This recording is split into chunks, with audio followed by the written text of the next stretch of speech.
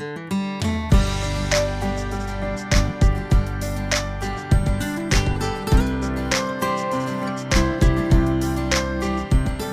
really good way to understand heat shock proteins is just a basic understanding is they're a molecule, a type of protein, and they're also called chaperone proteins that kind of travel through the body, and they act sort of like chaperones to make sure things go okay and there's no problems. So one of the things, the way they do that is they help with protein synthesis. They help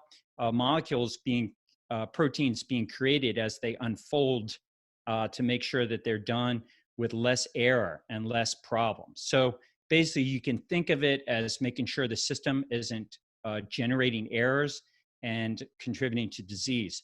So heat shock proteins are really something that you want to try to leverage and get more of. So as a segue into like getting more of them, it's super interesting how you get these. Basically, heat shock proteins get produced in the body through a process called stress hormesis, or a hormetic process.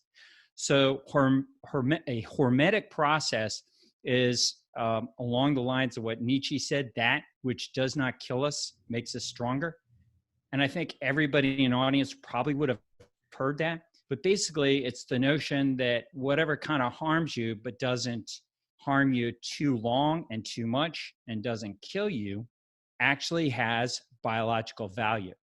So translating that to today's life, when you do certain practices to become more healthy, then you are creating heat shock proteins, especially in kind of major ways. So things like lifting weights. Everybody, I think, hopefully understands when you lift heavy weights, you're basically damaging your muscle, and then you recover, and your recovery process brings you back into a state where you are better off in the recovered state than you were prior to the exercise. So weightlifting is lifting heavy weights in an intense manner is a way that you generate a lot of heat shock proteins.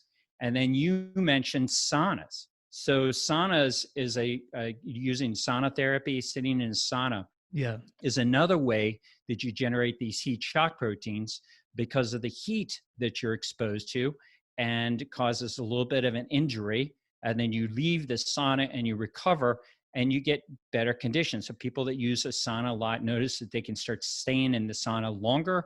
And when it's hotter, they can tolerate the heat a little bit better. And so you get condition. But it also works in just the opposite, in an opposite kind of condition, really cold water.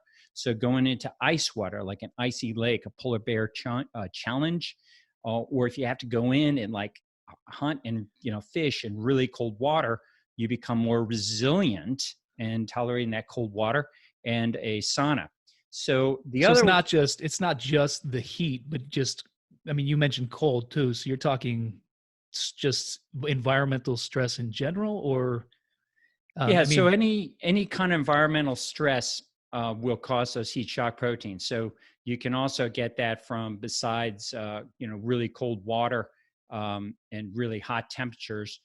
You can also get it from sprinting, lifting heavy weights, and any kind of basically a stress-inducing injury kind of pattern. So there's lots of different ways to do it, but my favorites are sprinting, lifting weights, sauna for the hot temperatures, cold showers, or an ice bath, or a polar bear plunge into natural water for cold thermogenesis.